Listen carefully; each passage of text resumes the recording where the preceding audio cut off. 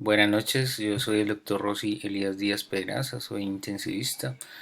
Hoy les voy a hablar de lesión renal aguda en el paciente en estado crítico. Vamos a hablar un poquito de lesión renal aguda en COVID-19, cómo clasificamos la lesión renal aguda, cuáles son las estrategias de manejo médico y preventivo antes de iniciar una terapia de soporte renal, cuáles son las indicaciones de terapia de soporte renal y hacer unas pequeñas conclusiones.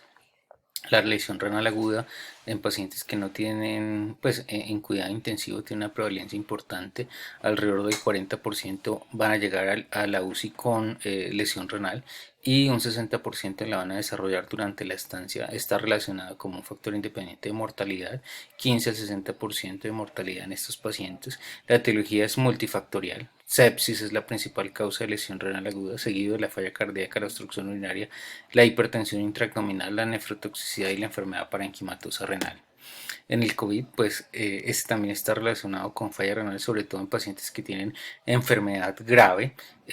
Su incidencia está entre el 25 y el 50%, no es despreciable y generalmente se manifiesta por hematuria en el 44% de los pacientes y proteinuria en el 15% de los pacientes. Poco frecuente pues que desarrollen deterioro de la función renal, solo está de la rata de filtración glomerular porque solo se presenta en el 15% y se desconoce por ahora, de acuerdo al nivel de evidencia que tenemos, cuál es su efecto a largo plazo. En los pacientes que tienen COVID y enfermedad renal crónica es súper importante, sobre todo aquellos pacientes que tienen trasplante. No es tan frecuente en pacientes con enfermedad renal crónica ni se comportan tan agresivamente. Eh, Se manifiestan más como una enfermedad leve, pero aquellos pacientes con trasplante son los que debemos tener todas las medidas para prevención de la infección. Al igual que como se ha recomendado para todas las sociedades de hematología, nefrología, pues que manejan este tipo de pacientes ambulatorios, deben continuar con sus tratamientos a las dosis prescritas, incluidos los inhibidores de la ECA, a menos que sus médicos tratantes deciden retirarlos. En el 2002, 2013, sí, eh, el consenso de Cadigo pues reunió y estableció la definición de lesión renal aguda basada en sus guías.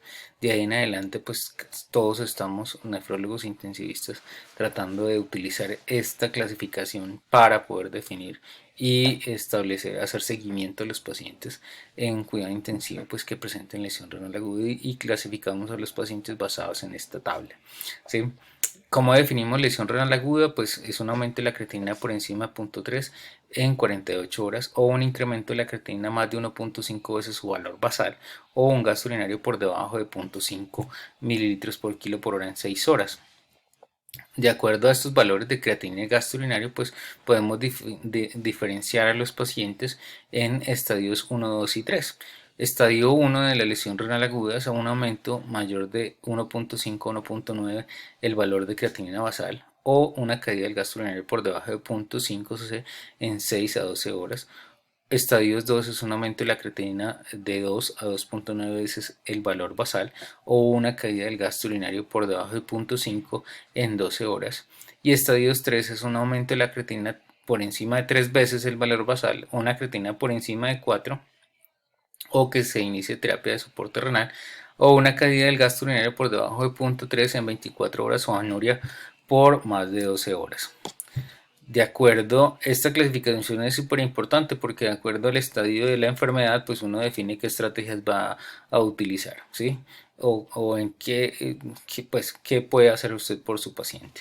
Y aquí básicamente en esta tabla están resumidos. Los voy a describir aquí brevemente. Pero aquellos pacientes que están en riesgo, todo paciente en UCI está en riesgo, así que en ellos debemos descontinuar todos los nefrotóxicos si es posible, evitar destranos, almidones y soluciones cloradas, asegurar presión de perfusión, evitar la hipotensión, manejar el estado de volumen, corregir la hipovolemia, considerar el monitoreo hemodinámico funcional, una línea arterial, un central, una sonita vesical para poder manejar y optimizar este tipo de pacientes, evitar la hiperglicemia y no solamente porque esté relacionada con lesión renal, sino que también está relacionada con aumento de la estancia, aumento del riesgo de infecciones y de ventilación mecánica, desacondicionamiento. es súper importante evitar la hiperglicemia. Considerar alternativas a los procedimientos radiocontrastados, pues evitar, si es posible, el uso de tomografías de TAC o de abdomen que necesiten medios de contraste. Para las etapas 1, pues hacemos todo lo anterior, ¿sí? Y sopesamos estudios diagnósticos, preferimos estudios no invasivos y consideramos los estudios diagnósticos invasivos, tratar de, si se necesitan, pues el menor volumen posible de medios de contraste, utilizar la nefroprotección y en algunos casos, pues si se requiere definir el inicio de terapia de reemplazo renal como lo hacemos en estadios 2. Revisar el ajuste de dosis de medicamentos, y esto es importante, sobre todo de antibióticos. En las primeras 48 horas generalmente no ajustamos los antibióticos y a las 48 horas pues iniciamos el ajuste de las dosis de la lesión renal. Consideramos el inicio de soporte renal en estadios 2 y consideramos el ingreso a cuidado intensivo en estadios 2 también. Y para las etapas 3 pues ya nos preparamos, pues ya nos dejamos los accesos venosos subclavios para los nefrólogos en caso de que el paciente necesite terapias, continuar con terapia de soporte renal de manera crónica. Esta será la vía de acceso para la colocación de los catéteres. Los nefrotóxicos son muy frecuentes generadores de lesión renal. 20% de los pacientes críticos presentarán falla renal asociada a nefrotoxicidad. Es súper importante identificar, cambiar o retirar estos medicamentos. Con respecto a los medios de contraste, sobre todo los contrastes yodados son los que están más relacionados con lesión renal. La recomendación es utilizar contrastes isosmolares y nefroprotección con líquidos endovenosos, soluciones isotónicas, sobre otras intervenciones que hemos hablado, por ejemplo de la N-acetilcisteína. No, nada de eso. Si el paciente requiere una tomografía, pues habrá que hacerla, pero teniendo en cuenta el riesgo, sopesando riesgo-beneficio. Pero si hay una indicación clara de hacerla y esto va a cambiar una conducta, pues llevar al paciente a hacerle la tomografía. En el lado derecho pues están los medicamentos que frecuentemente están relacionados con nefrotoxicidad.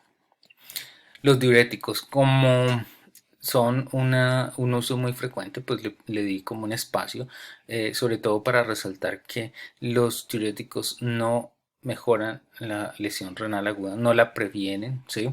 Tenemos muchos estudios o bases científicas, bases en la fisiopatología, sobre todo que los diuréticos sí mejoran la lesión renal aguda, sobre todo porque disminuyen el consumo de oxígeno, pero inactivando la bomba sodio-potasio 2-cloro, pero no está relacionado con una mejoría en la lesión renal aguda. Se sugiere solo para pacientes que tienen sobrecarga de volumen, ¿sí? Con un nivel de evidencia 2C. Estas son unas recomendaciones generales del manejo de la lesión renal aguda, ¿sí? Súper importante, tratar y eliminar la causa, cortar ese círculo vicioso de lesión renal aguda, hipervolemia, diurético, pues habrá que cortarlo. Si tiene una sepsis, habrá que tratar la sepsis. Si tiene disfunción o falla cardíaca, habrá que manejar la falla cardíaca, ¿cierto? Con el objetivo de mantener la homeostasis hasta que el paciente se recupere. Dar nutrición enteral temprana, sobre todo preferir la nutrición enteral.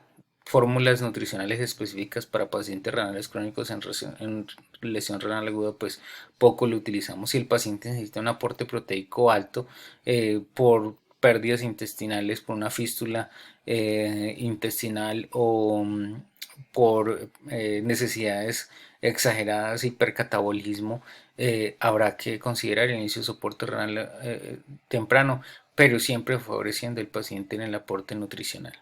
Si el paciente tiene una hipercalemia grave, utilizamos medicamentos de uso de acción rápida. Estos son la solución polarizante, el bicarbonato si el paciente tiene acidosis metabólica, o el salbutamol Y si el paciente tiene un potasio por encima de 7 o alteraciones eléctricas, utilizamos gluconato de calcio, una ampollita endovenosa, para pasar en 10 a 30 minutos. Son acciones temporales, ¿sí? Son acciones temporales, no son acciones definitivas. No podemos dejar al paciente con estos medicamentos de manera indefinida, pensando que esto va a aliviar de manera permanente la hipercalemia, no, ¿sí? Y esto será mientras definimos qué vamos a hacer, si le vamos a iniciar terapia de soporte renal o qué vamos a hacer con él. Ajustamos dosis de medicamentos, dejamos su gastroprotección y prevenimos infecciones, sobre todo infecciones asociadas al cuidado. Prevenir la sobrecarga de líquidos, sobre todo en pacientes que tienen lesión renal aguda no oligúrica. Si el paciente ya está anúrico, pues definir terapia de soporte renal temprana. Este artículo lo traje pues para mostrarles la indicación de los diuréticos estadios 2 y 3 en pacientes con enfermedad renal crónica, pero la verdad estadios 1 y 2 que vayan a ayudar a prevenir la lesión renal aguda no tienen ninguna evidencia. La hipercalemia, frecuentemente documentada en la UCI, pero sin una definición clara. Aquí para este artículo definimos hipercalemia con un potasio por encima de 5.5 y es severa cuando está por encima de 6.5. Está asociada con morbimortalidad, sobre todo por alteraciones del ritmo de anormalidades de la conducción. Aquí hay un resumen, una tabla de resumen de cuáles son las estrategias que utilizamos nosotros para el manejo de la hipercalemia. Tenemos el gluconato de calcio, sobre todo porque tiene indicación en manejos con hipercalemia y alteraciones electrocardiográficas. El bicarbonato de sodio, más sobre todo en pacientes que tienen hipercalemia, alteraciones electrocardiográficas y acidosis metabólica o falla renal aguda. De medicamentos que disminuyen, que aumentan la transferencia de potasio intracelular, está la solución polarizante insulina más destroza. Esta se utiliza en hipercalemias severas y se tiene que hacer un monitoreo muy estricto de las glicemias porque está relacionado con hipoglicemias. Y los betamiméticos, que son el salbutamol, se utilizan en pacientes que tienen hipercalemia pero sin falla cardíaca, sin angina o enfermedad coronaria inestable, y preferible en pacientes que respiren de manera espontánea. De otros medicamentos que favorezcan la eliminación, pues están los diuréticos, ¿sí? Como ya lo habíamos dicho, en pacientes con hipervolemia y alteración moderada leve de la función renal. Y lo otro que tenemos de herramienta es el sulfato de poliestireno, que tiene más indicaciones en pacientes que tienen hipercalemia asociada a enfermedad renal crónica. Otro punto importante es saber cuáles son las indicaciones de inicio de terapia de soporte renal, ¿sí? Las indicaciones comúnmente aceptadas son acidemia metabólica severa que no corrige a pesar de el manejo con bicarbonato, hipercalemia severa, potasios por encima de 6.5, si el paciente tiene alguna complicación urémica, sobre todo encefalopatía, pericarditis, si tiene una hiperacemia progresiva severa, creatinina por encima de 3 y BUN por encima de 80, también es una indicación, pero está más asociada como a otras complicaciones como la sobrecarga de volumen, el edema pulmonar, que tenga acidosis metabólica, pero como tal una hiperazoemia sola pues no será una indicación clara de iniciar terapia de soporte renal. Siempre lo hemos discutido con los nefrólogos. Y otra indicación también aceptada es la sobredosis por aquellos medicamentos que son dializantes.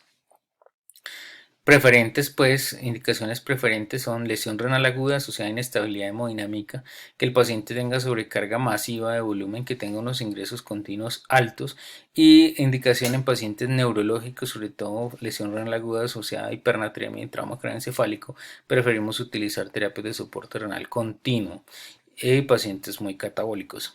Otras indicaciones son la sobrecarga de volumen, la falla cardíaca resistente a diuréticos, la falla hepática, la sepsis severa, la hipertermia maligna con temperaturas por encima de 40 grados y aquellos medicamentos que sean dializables como el metanol, el litio, el polietilenglicol y la metformina. En COVID-19 y la modalidad de terapia de soporte renal, pues se está hablando mucho de utilizar las terapias continuas, sobre todo hemofiltración de alto volumen, pulsos de hemofiltración, sobre todo para el manejo de los líquidos en falla orgánica múltiple con el objetivo de manipular ese pico de citoquinas tanto proinflamatorias como antiinflamatorias que le ayuden a modular la respuesta inmunológica del huésped. Tener presente siempre que si vamos a utilizar una terapia continua, vamos a utilizar pulsos, que debemos ajustar, que no debemos ajustar los antibióticos, que debemos monitorizar los sedantes y que debemos monitorizar los relajantes, porque generalmente nos quedamos cortos o subterapéuticos en este tipo de modalidad de terapia de soporte. Como conclusión, pues el enfoque de estos pacientes es hacia la prevención y evitar aún más el deterioro de la función renal, corregir la causa de la lesión renal aguda, en miras a evitar llevar los pacientes a terapias de soporte renal y aumentar los costos de atención. Ya si tenemos indicación pues de iniciar terapia de soporte renal, pues el tipo de terapia va a depender del paciente, de la estabilidad hemodinámica, ¿sí? Y de la causa y las opciones también que tengamos disponibles. Si tenemos disponible terapia de reemplazo renal continua, pues utilizaremos eso. Si no la tenemos disponible y tenemos la intermitente, pues podemos utilizar cualquiera de las dos. Siempre evaluar la depuración de los medicamentos, ¿sí? Tanto para ajustar como para no ajustar los antibióticos de acuerdo al tipo de terapia, también de los sedantes, de los relajantes, sobre todo en terapias de reemplazo renal continuo, y el manejo del personal y del paciente, sobre todo los elementos de protección personal. Ahora que estamos en esta pandemia, es súper importante que el personal tenga sus elementos de protección personal adecuados para ingresar a los cubículos y cuando estemos realizando este tipo de terapias. Muchísimas gracias por todo y quedo atento a los comentarios. Un abrazo.